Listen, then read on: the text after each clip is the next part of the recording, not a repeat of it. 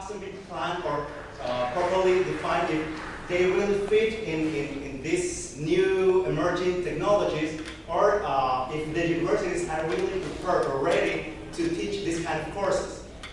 In this sense, for example, we can tell about teaching renewable energies, but how we can explain about wind power or solar systems if we don't have a proper laboratory of solar with solar panels and turbines, like wind turbines or water turbines. So for this project, the objective is to assess the preparation of Ecuadorian universities to add renewable energy and sustainable development courses into the curricula of electrical engineering. The main material to do this research is basically the master plan of electrification. As I explained, this is a tool that promotes the utilization of renewable energies in the country. After reading the whole master plan of electrification, MPE, we found 6 different axes: renewable energy, economic conscience, environmental responsibility, social sense, knowledge sharing, and budget development. Actually, all those 6 axes were really well defined in this master plan.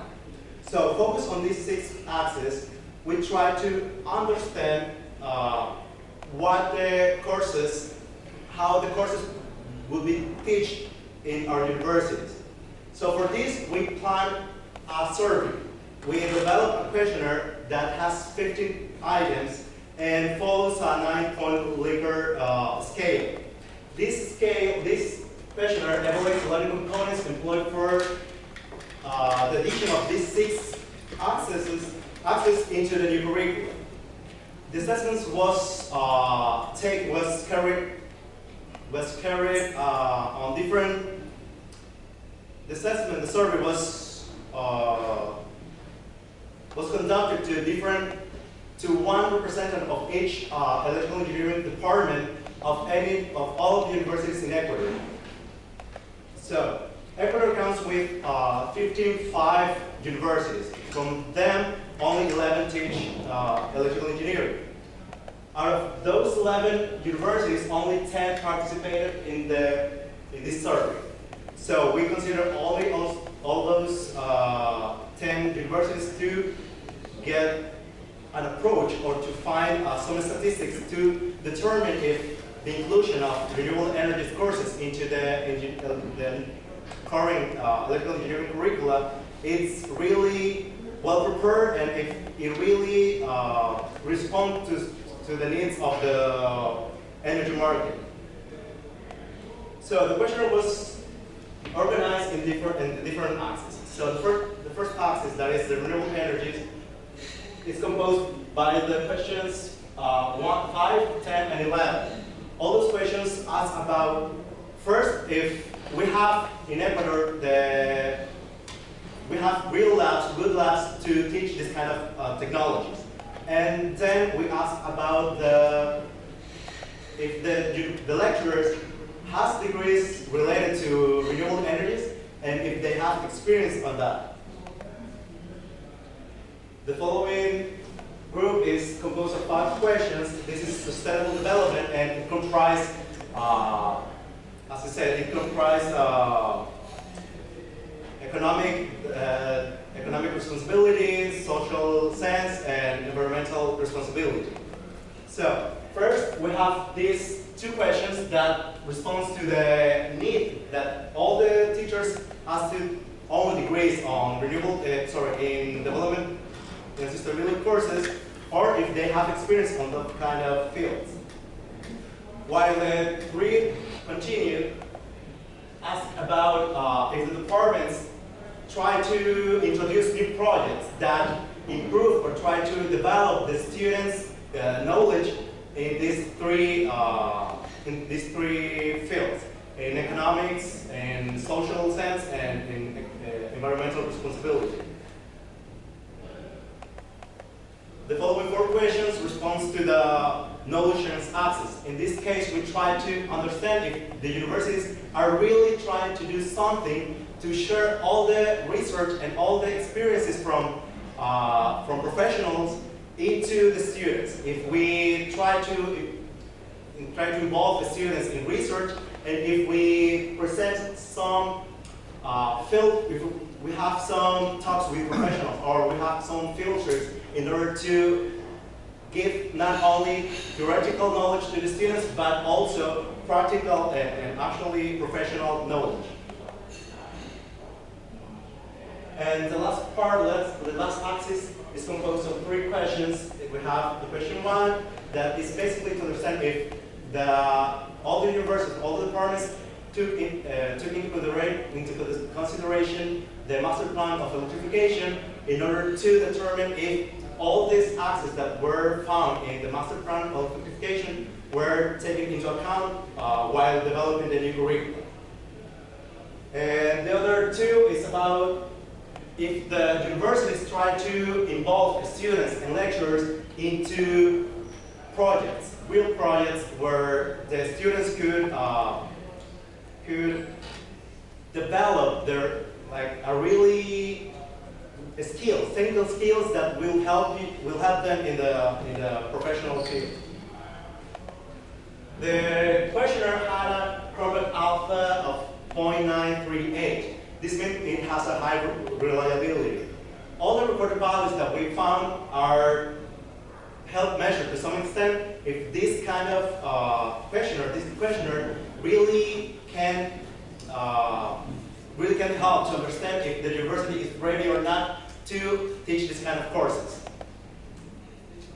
So, well, this is what I just already said. And we have the national findings. Basically, this is a comprehensive compilation of all the information. So we have the 15 questions and the result. So we have a box plot here that shows the results for every question. We are going to explain the axes that we already saw, and we try to explain if these new curricula really respond to each of the 6 axes that we already found in the master plan. So, first of all, we're going to try to understand if the universities really are teaching and are ready to teach renewable energies and sustainable development in the new electrical engineering curriculum. So, even though we have this kind of graphics, we can see that the renewable energies, that is question 5, has a low level. So what this graphic is saying is that most of the representatives of the universities think that renewable energies, even though all those courses were already introduced in the new curricula, they think the university is not really well prepared to teach them, because we don't have these kind of laboratories where we can just fully explain or make the students to fully understand what we try to explain. There's a huge gap in technology in Ecuadorian universities. However, for the other 3 for the 3 fields, that is economic responsibility, social sense, and environmental responsibility, we can see that it's a little bit more, it's more improved. We have certain projects that make the students understand what sustainable development is about. This graph here, this box here, it represents the ecological, the environmental responsibility. So we can say that even though economic and social senses are very well developed in the university, environmental responsibility is not very well exploited. We have this is the graph that indicates the percentage of lecturers that owns and has experience in renewable energies. In this case is in sustainability and sustainable development. So we see that still we have a very low level of people who can teach renewable energies or sustainable development in the Ecuadorian universities. For knowledge sharing, we can see the graphs, and they explain that there is a very broad, very wide a variety of responses, especially in these two. We can see that even though the department tried to involve the students in research, that really happens very well. It's like you try to include the students, but sometimes the students are not really prepared, or they just don't think that research could be the best way to understand or to learn about their field, and they prefer to go to projects in the real market. About contract development, the universities explain that they think they have really good agreements with industry, I mean with public or private companies and regulators. So they can try to organize and find new projects on these fields. There's a lot of correlations that we found that make this questionnaire reliable. After we have the alpha, we made some correlations, and we found that there is a lot of correlation between the questions in the questionnaire. For example, there is one here that the percentage of lecturers will depend on the determination of the master plan objectives. And we have a really high Pearson correlation, and we have a really good significance level. After that, we found a factor analysis just to demonstrate that this questionnaire could be applied at least in Ecuadorian reality. So we run a Kaiser-Meyer-Olkin test. We got a KBO index of 0.894, and we have a P of 0%. So we have a really good factor analysis, and we found four main groups. The first one is renewable energies. Then we have knowledge sharing. This is knowledge sharing, content development, and this one is sustainable development. So in this case, the questions about lecturers knowing sustainable development are combined with the three questions about social sense, environmental responsibility, and economic responsibility as well. So every time that we have, or we want to try to improve or create a new curricula, we need to understand not only what the country needs, but as well what the students, or how we have to prepare the students.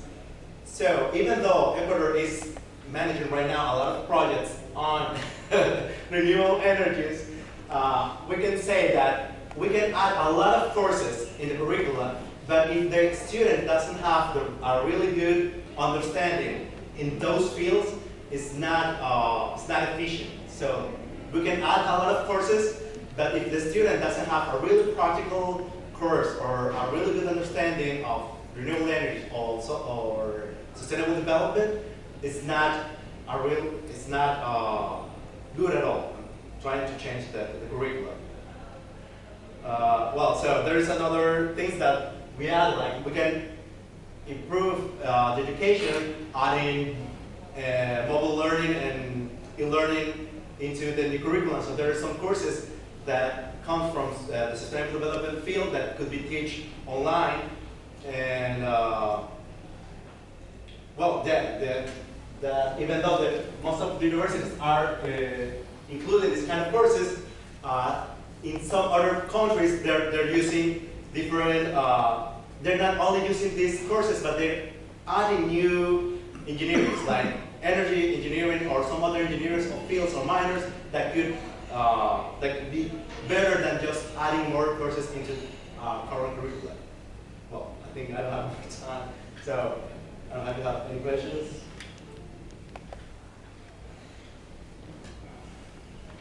Okay. Thank you very much.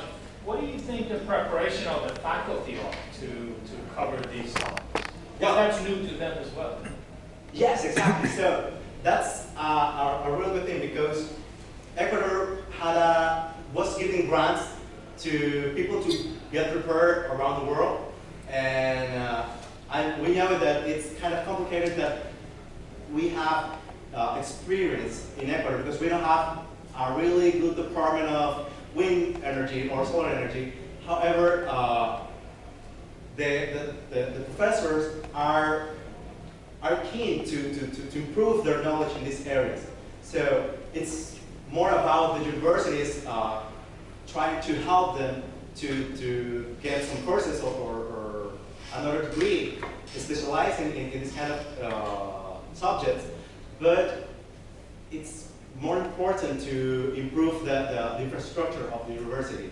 So I can send my lecturers to get a master's or PhD in some field, but if we don't have the labs or the, like some kind of projects to make the students get involved with this kind of technology, it will be